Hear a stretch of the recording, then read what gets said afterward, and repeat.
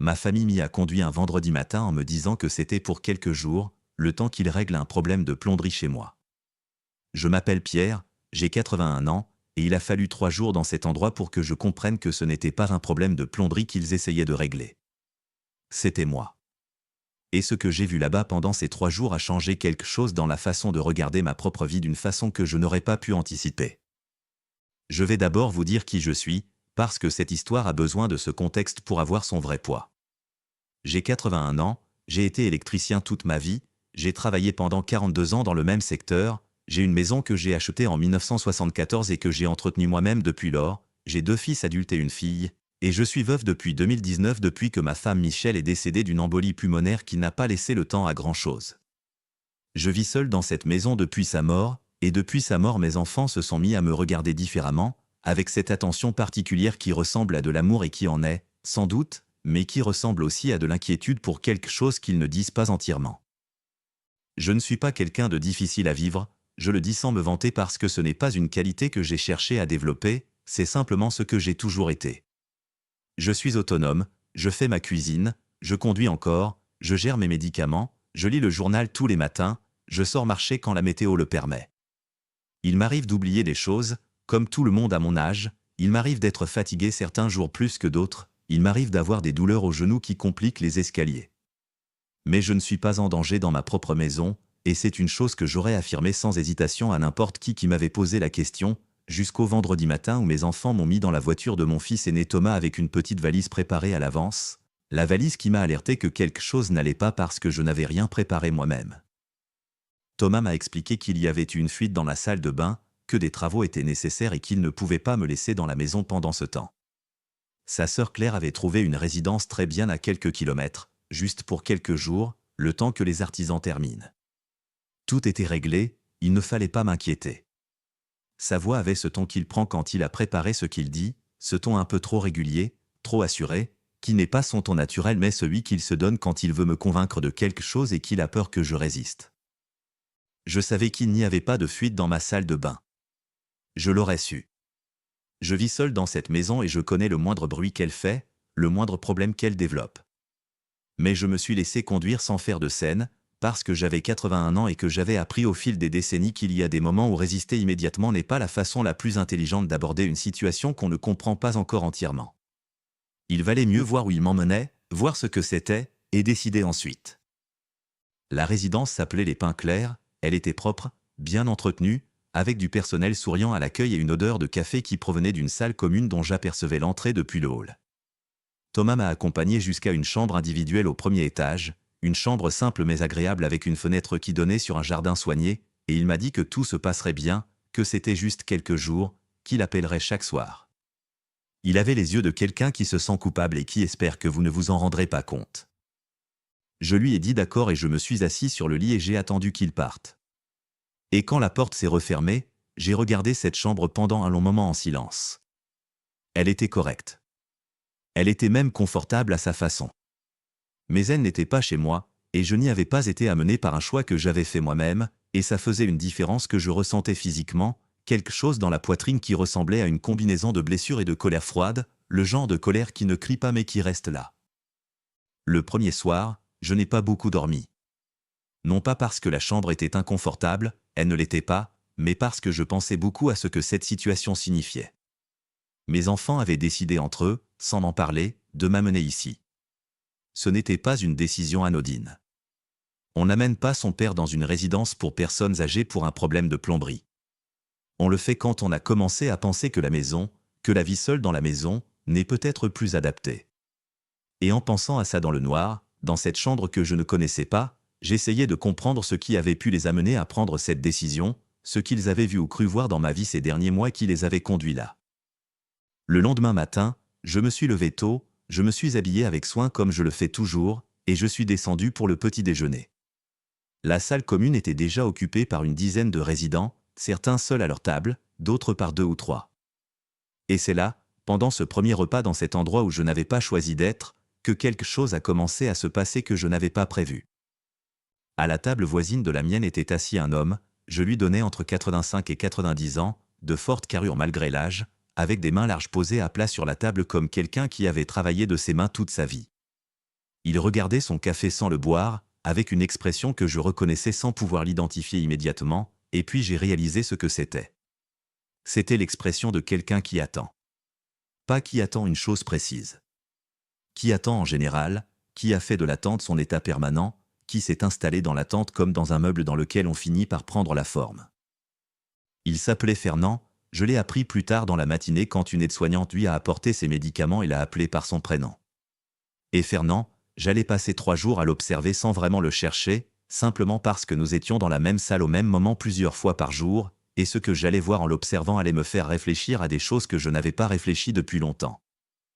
Avant que je continue, je voulais vous poser une question que je me posais moi-même à ce moment-là.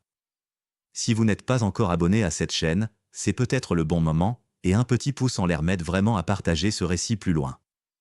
Et dites-moi dans les commentaires ce que vous pensez de ce que mes enfants ont fait, si vous pensez qu'ils ont eu tort de m'amener là sans me le dire, écrivez tort, et si vous pensez qu'ils avaient de bonnes raisons et qu'on peut comprendre leurs gestes, écrivez raison.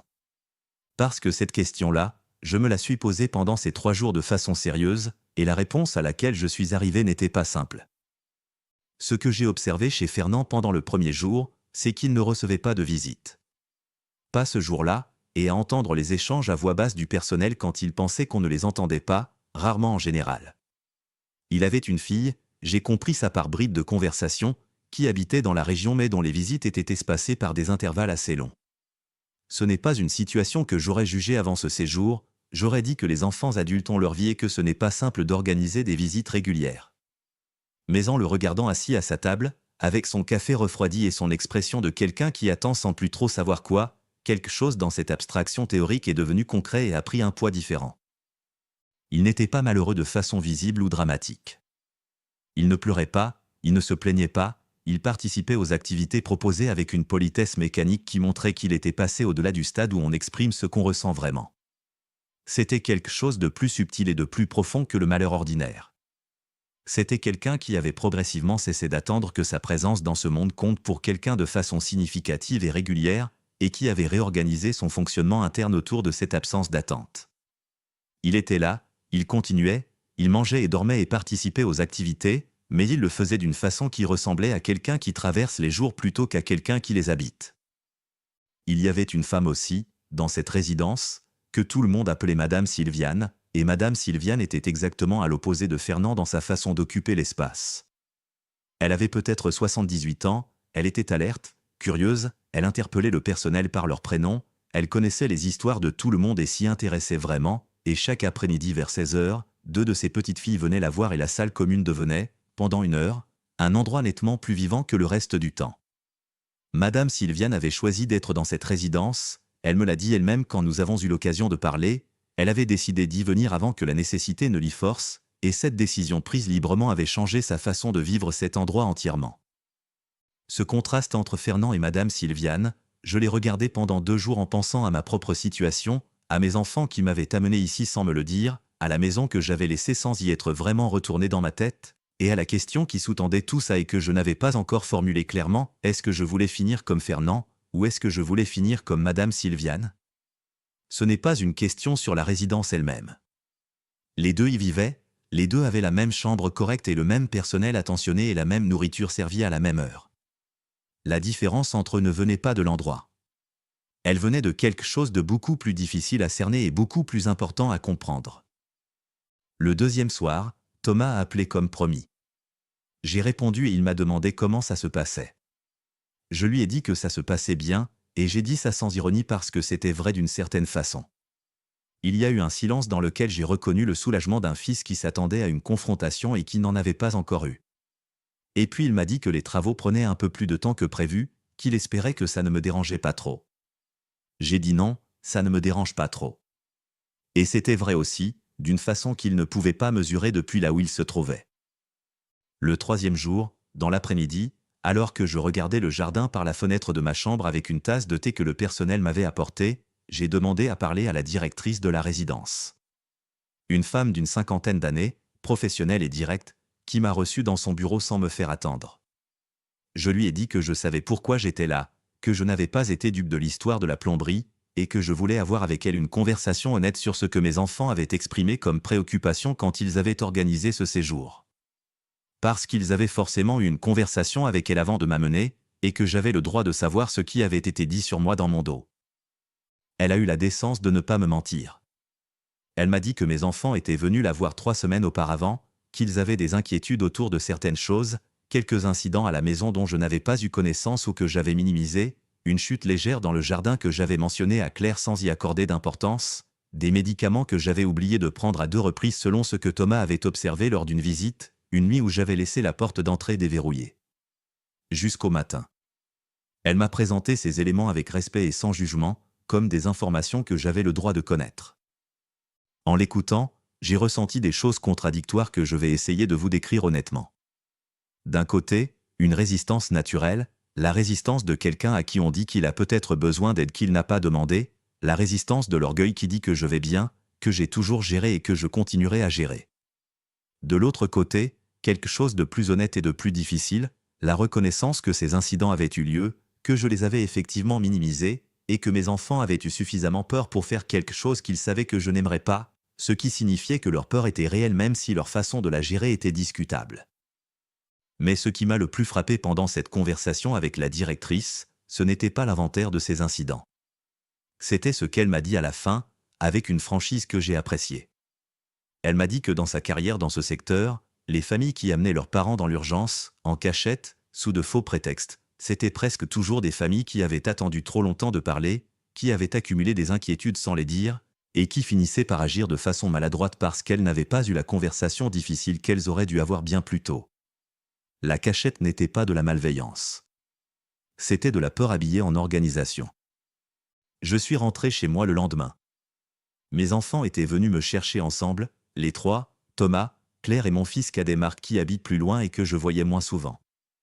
Ils étaient là tous les 3 dans le hall de la résidence, avec des visages qui ressemblaient à des gens qui s'attendent à une tempête et qui ne savent pas si elle va éclater tout de suite ou plus tard. Je les ai regardés, ces 3 personnes que j'avais regardées grandir depuis leur naissance, et j'ai pensé à Fernand et à Madame Sylviane et à la différence entre eux, et j'ai su ce que je voulais dire. Je ne les ai pas accueillis avec la colère qu'ils attendaient.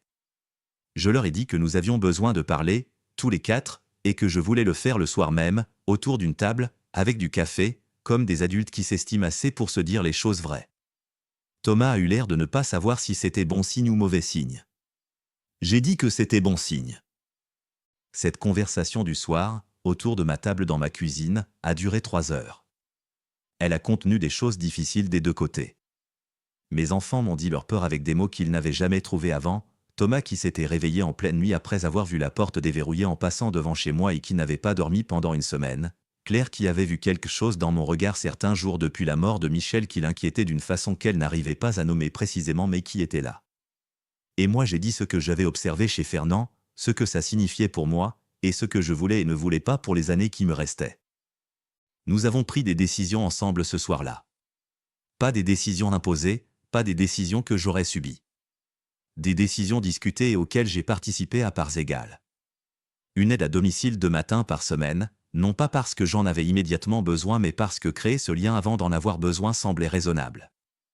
Un téléphone avec une fonction d'alerte que Thomas avait trouvé et que j'ai accepté d'essayer parce que c'était lui qui en avait besoin autant que moi.